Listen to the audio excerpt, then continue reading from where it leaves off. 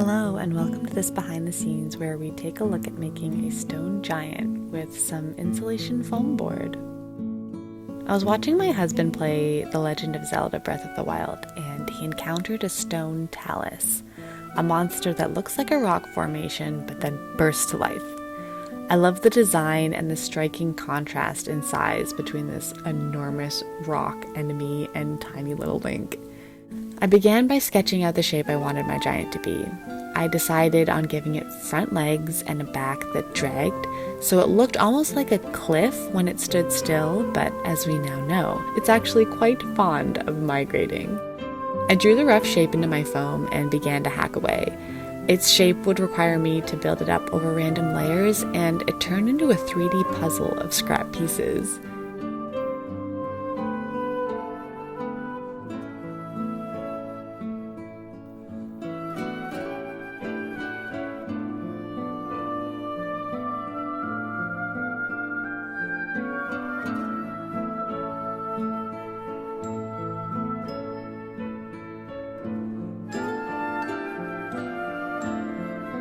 The fun part about a project like this is that imperfection is key. You don't want there to be precision or repeating patterns. All is wild and free, baby. When I was initially piecing it together, I used toothpicks so that I could make changes as I went until I settled on a shape that I really wanted.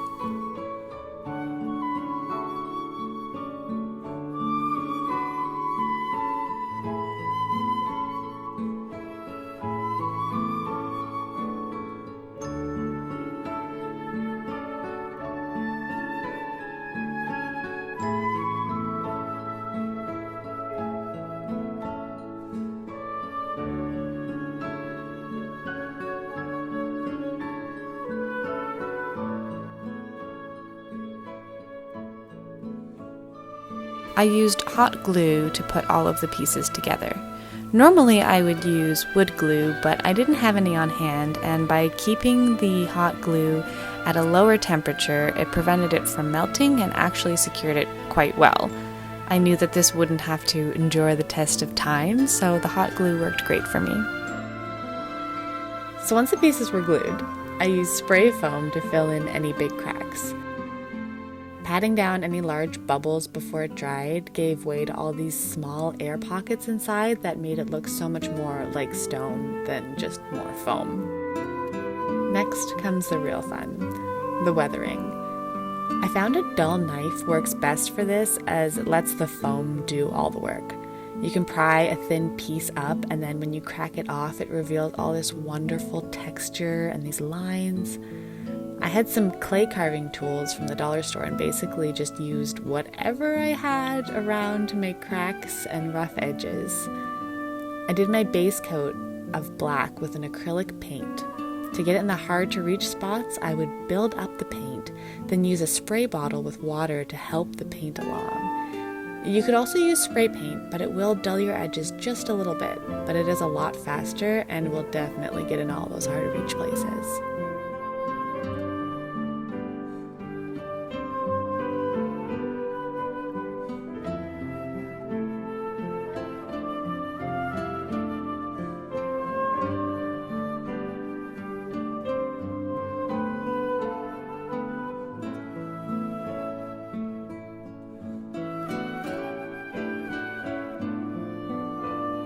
Once the base coat dried, I mixed a couple shades of gray and dry brushed over the top very lightly.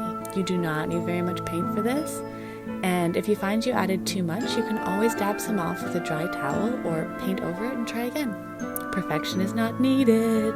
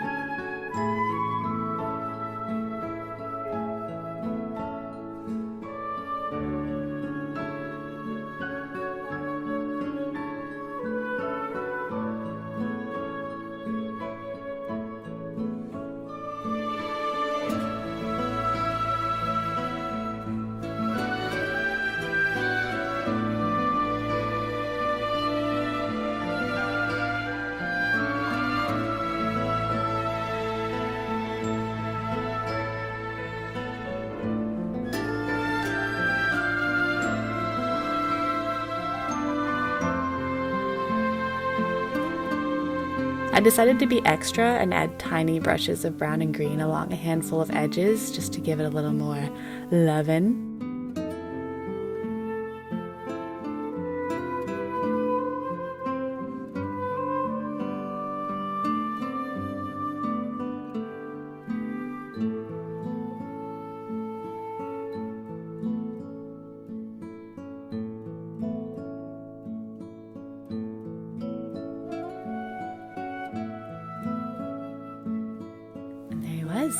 It's really starting to come together.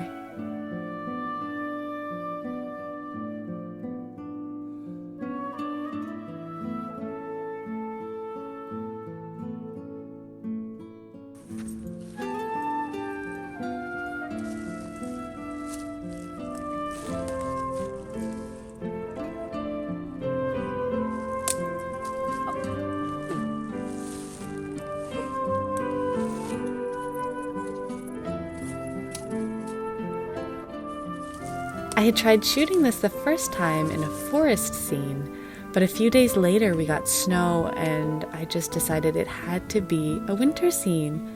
So I used icing sugar to coat the top of my stone giant friend, as it's much finer than the snow that I had initially tried, and it won't melt.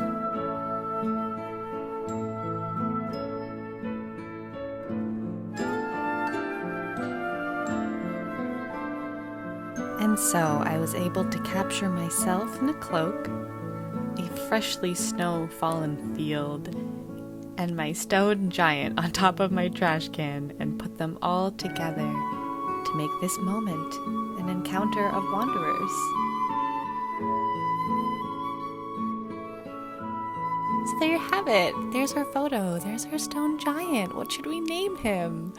Thank you so much for watching and sticking around to the end of the video. I appreciate it, and I appreciate you. I hope you have a wonderful, wonderful day, and I'll see you in the next one. Bye!